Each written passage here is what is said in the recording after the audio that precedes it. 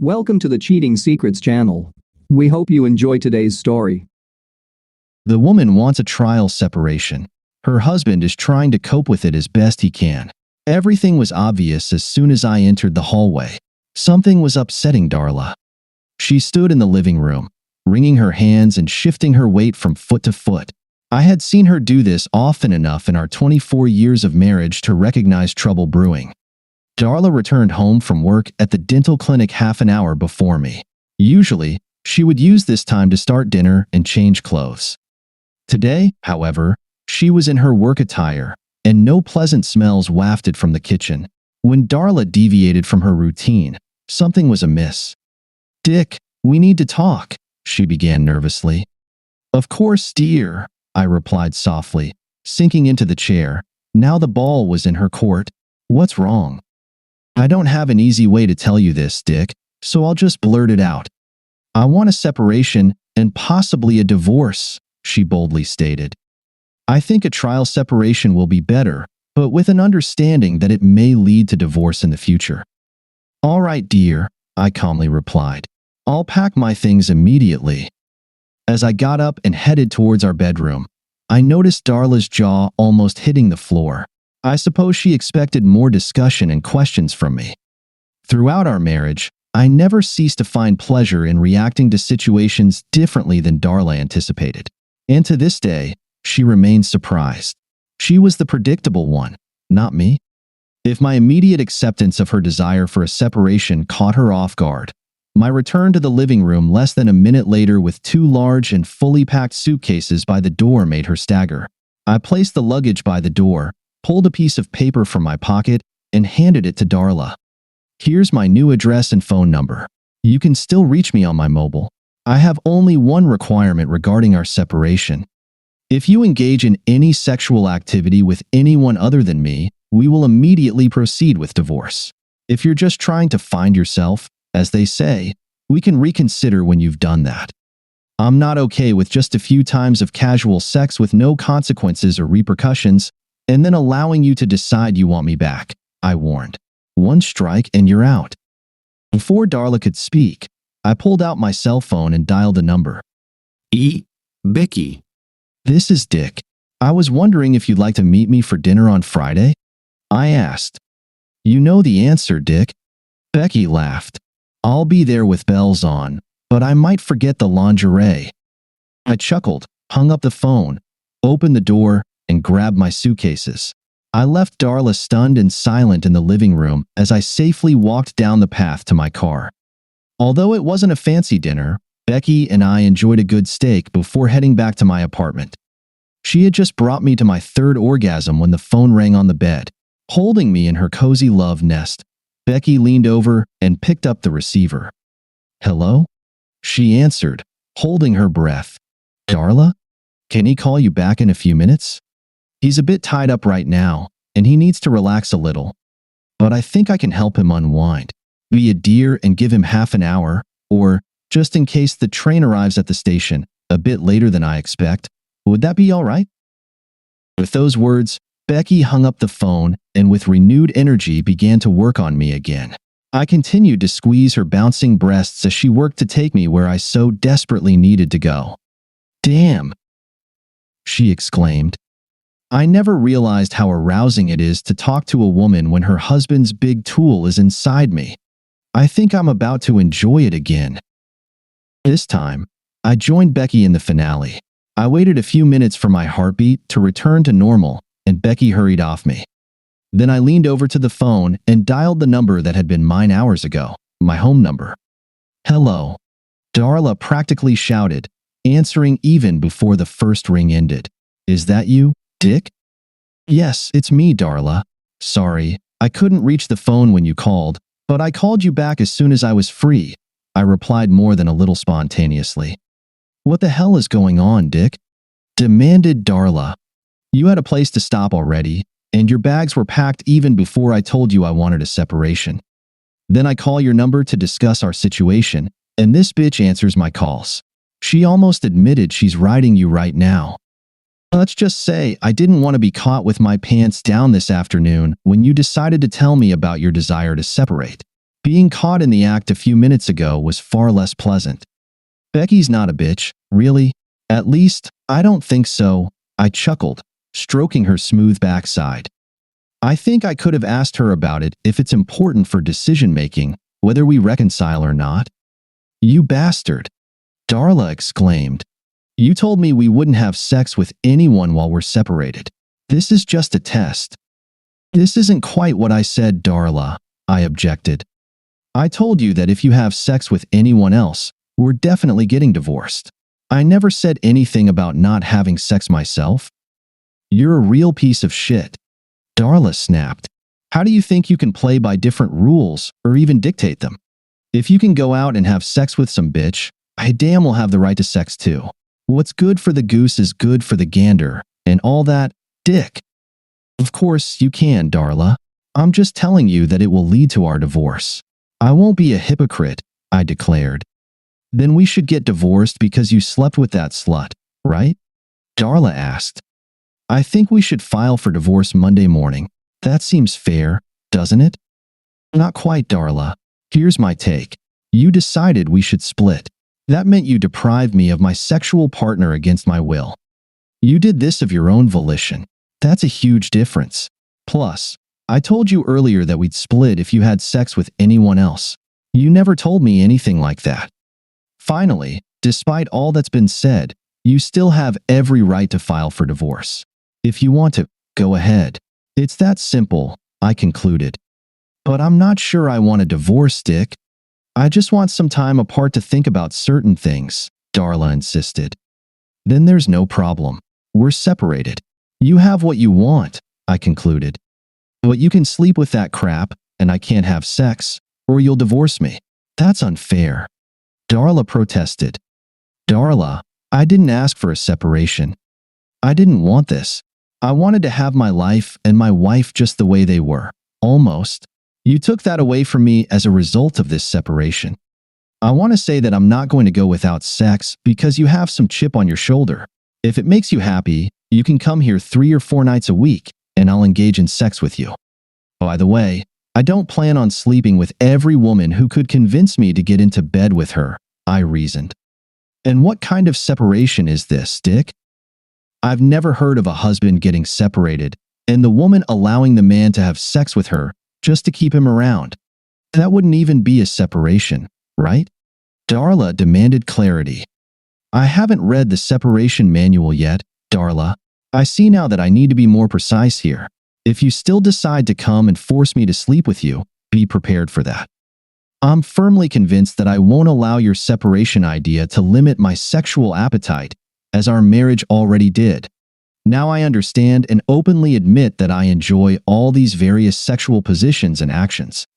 I don't want you lying there motionless for a few minutes, as if you're making a greater personal sacrifice, and then you expect me to stop sleeping with real women? If you want to appear at my door to satisfy my sexual hunger, bring lubricant, lipstick, and whipped cream, because I'll be engaging in sex with you in every possible way, and in every place again and again, I promised. What's gotten into you, Dick? All I wanted was a trial separation to see if we'd stay married. In a couple of hours, you've turned into a sexual devil. You're rude, crude, uncouth, and vulgar.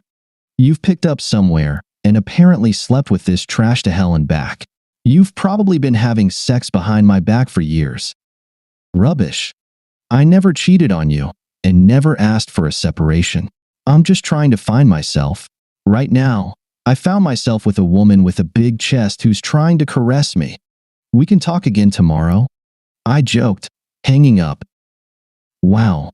Becky laughed as she took out my tool to take a few quick breaths. This conversation is really exciting. You've set the law for your wife. I didn't mishear. Did she call me trash?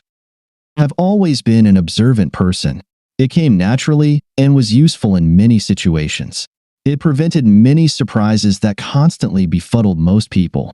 My wife Darla, on the other hand, hardly noticed anything unless you bit her on the butt.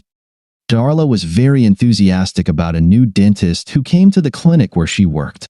He was in the final stages of divorcing his wife, who was a cheating scumbag. Yet, Darla would almost elevate him to sainthood. at least, according to Darla's perspective. Then, a few weeks ago, Darla stopped talking about him.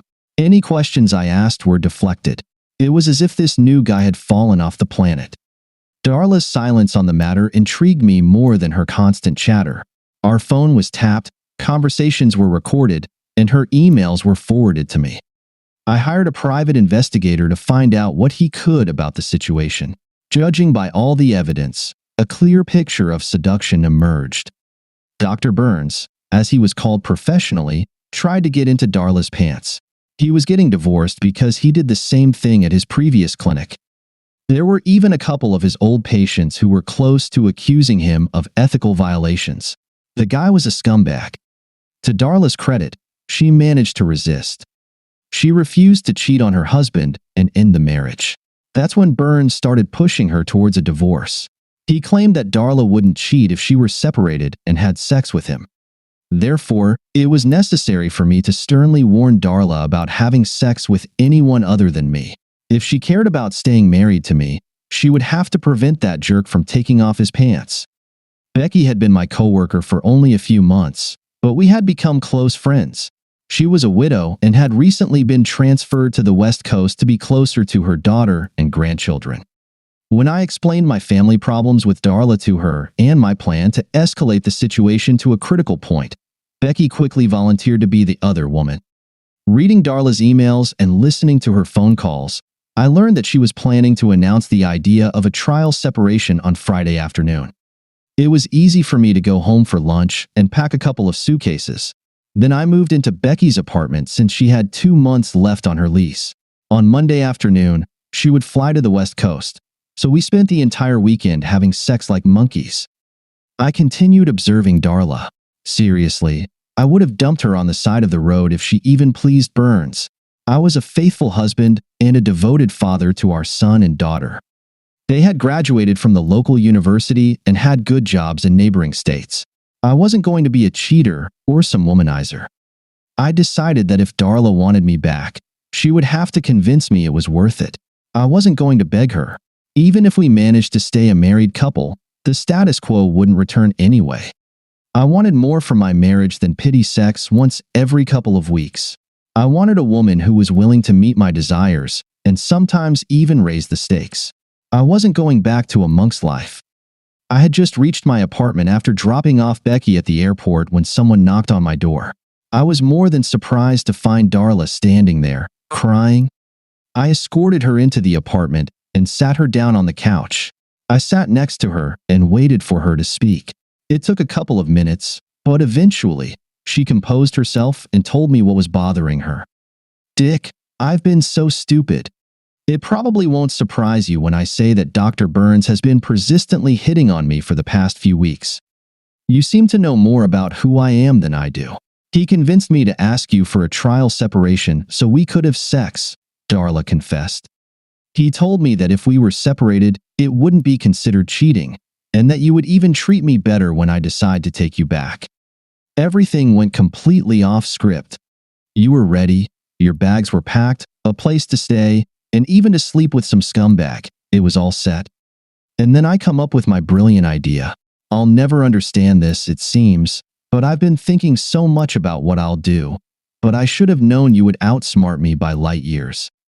When I called you on Friday evening, and that woman answered and almost admitted that you were having sex with her, I almost died.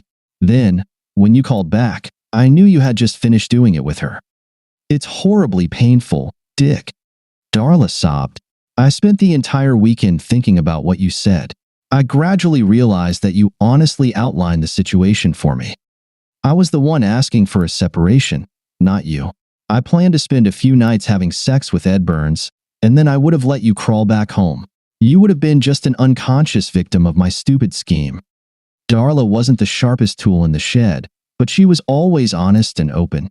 That was one of the reasons why her recent actions caused so much alarm. She wasn't meant to be sneaky and cunning. It just wasn't her. It turns out you weren't an unconscious victim. Somehow, you knew what I was planning and turned the tables on me. In an instant, everything changed, and now you were having an affair without guilt or remorse. I would have lost my marriage if I slept with Ed. I realized that you would somehow even know if I pleased him because you warned me. Finally, after hours of reflection and even more self-pity and tears, I realized what I was trying to do to you and to us. I even understood your quick and very effective reaction to my foolish, selfish, and completely undeserved actions. You got me good, Dick, but I deserved it. I decided to confront that good doctor this morning when he came to work, that he crossed the line, Darla concluded. So you just scolded him and expected me to forget everything, Darla? I asked. Should I forget that you were willing to risk our marriage because of some damn fool? That you were willing to put me through hell because some jackass wanted to get into your panties? Darla, you're a wonderful woman. There are plenty of men ready to have sex with you at a moment's notice. Do I need to worry now that you'll do this with every man who looks at you kindly?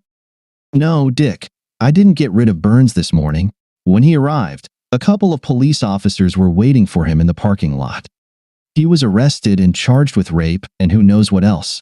One of our patients, Mrs. Gunn, claims he harassed her and raped her while she was under anesthesia.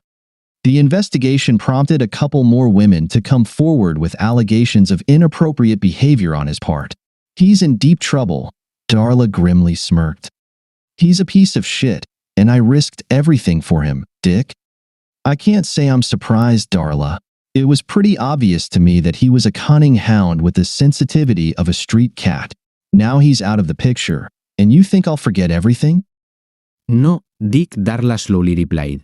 I hoped you would keep your word if you hadn't lied to me. I've never lied to you, Darla, and I always try to keep my word. I just don't understand what you're talking about, I answered, feeling puzzled. You told me I could come here 3 or 4 nights a week, and you just have sex with me. You said it would save you from having to persuade other women to share your bed, remember?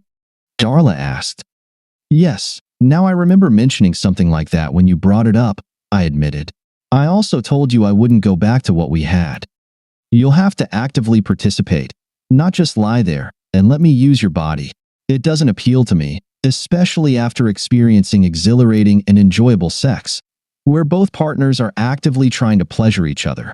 I'm sorry if that offends you. I think I understand what you mean, Dick. Maybe you can help me learn to be more responsive. I'll do everything that jerk would do for you, and even a little more. I promise you that, Dick. If you promise me that you'll never see her or any other woman again, I'll be the jerk you want to be with, or deal with. Becky was probably flying over Colorado at that moment and had no intention of ever coming back. I didn't know any other women who would let me use them, and I really loved Darla, so the decision was obvious to me. Agreed, Darla. I vowed. There will be no other women as long as you are my personal jerk. I emphasize the word personal. I won't even allow you to flirt with another man without my explicit permission. No problem, Dick, squealed Darla. I can't believe you're willing to give up that other woman for me, but I'm so glad you did. You won't regret this decision, Dick. I can't wait to become your little jerk and learn what I should have been doing with and for you for the past 20+ years. Oh, here's further proof that I'm serious, my dear. Having made this statement, Darla rummaged through her purse, took out lip gloss, lubricant, and whipped cream, and put it all on the table. Darling, is there any specific order in which you want to use these products? Darla seductively smiled. Thank you for being with us and listening until the end. If you found it interesting, please subscribe, give us a like, and leave your comments. And we'll see you on the Cheating Secrets channel.